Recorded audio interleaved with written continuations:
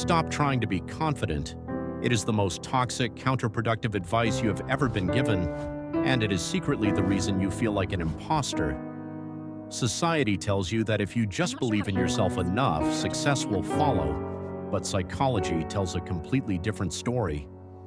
Today, I'm going to show you the exact scientific mechanism of why chasing confidence destroys your performance, and I'll give you the counterintuitive replacement that actually builds long-term success.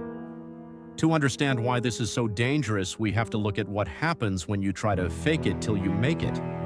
You walk into a room, you don't feel confident, but you force a smile, you puff out your chest, you speak a little louder.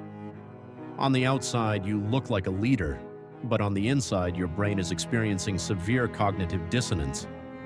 According to Harvard psychologist E. Torrey Higgins's self-discrepancy theory, there is a massive psychological toll when your actual self, how you feel inside, doesn't match your ought self, who you are pretending to be.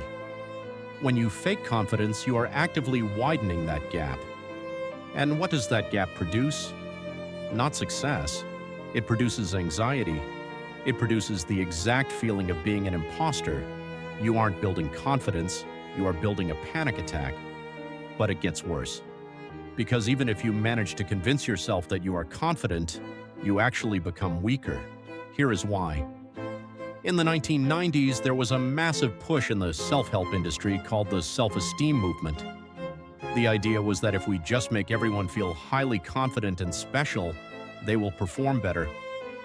But a legendary psychologist named Roy Baumeister decided to actually test this. He compiled decades of data, and what he found destroyed the entire movement. High self-esteem and high confidence do not cause better performance. In fact, Baumeister found that artificially inflated confidence makes you incredibly fragile. When a highly confident person faces criticism or failure, they don't just get sad. They often get aggressive or they completely crumble because they never learned how to handle failure. They only learned how to feel good. So, if confidence is a trap, what do you do instead? You replace it with two specific psychological tools. The first is called self-efficacy. Coined by psychologist Albert Bandura, self-efficacy is not a feeling. It is the evidence-based belief in your ability to execute a specific task.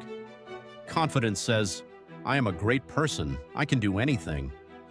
Self-efficacy says, I have solved problems like this before, I have the skills to do it again. Confidence is an emotion. Emotions lie. They change based on whether you had a good breakfast or a bad night of sleep. Self-efficacy is a database. You build it not by looking in the mirror and repeating affirmations, but by keeping a promise to yourself for 5 minutes, then 10 minutes. You build a track record. The second tool is self-compassion. Dr. Kristen Neff's research shows that when you fail, self-confidence abandons you, but self-compassion steps in. Instead of saying, why wasn't I more confident, you say, this is really hard right now and it makes sense that I'm struggling. Research shows that people who practice self-compassion actually try again faster after failing than those with high self-esteem because they don't view failure as a threat to their identity. When you stop trying to be confident, a magical thing happens. You stop performing, you stop acting. You are finally allowed to be nervous, but you take the action anyway. That isn't confidence, that is courage. And courage is infinitely more attractive and more effective than fake confidence. If you want to know how to actually build that database of self-efficacy, I made a video breaking down the exact step-by-step method to build competence without burning out. You can click that right here on the screen. Stop acting, start building. I'll see you in the next one.